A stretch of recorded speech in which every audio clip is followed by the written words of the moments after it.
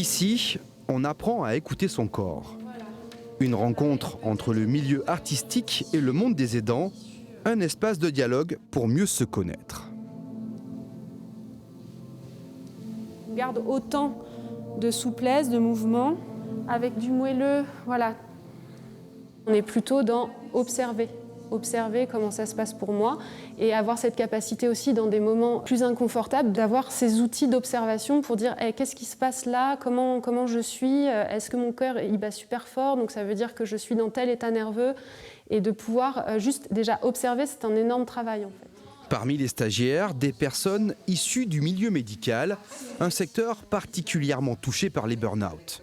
Vanessa travaille dans un EHPAD à Bénévent-l'Abbaye, un métier exigeant et fatigant qui dépasse souvent le cadre professionnel.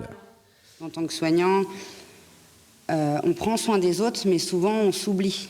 Donc en fait, on prend les problèmes des autres et ça s'enchaîne sur nos problèmes personnels aussi.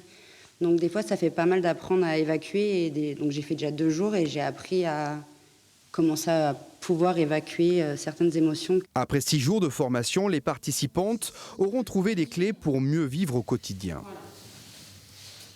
On peut par exemple prendre conscience que en faisant en nettoyant ma vaisselle ou que je suis contractée alors qu'il n'y a pas besoin d'être contractée pour faire sa vaisselle. Donc c'est prendre conscience de ces tensions, de les relâcher. Ces stages ont de l'avenir puisque selon l'Institut de veille sanitaire, 34% des salariés en France ont déjà été en situation de souffrance psychologique.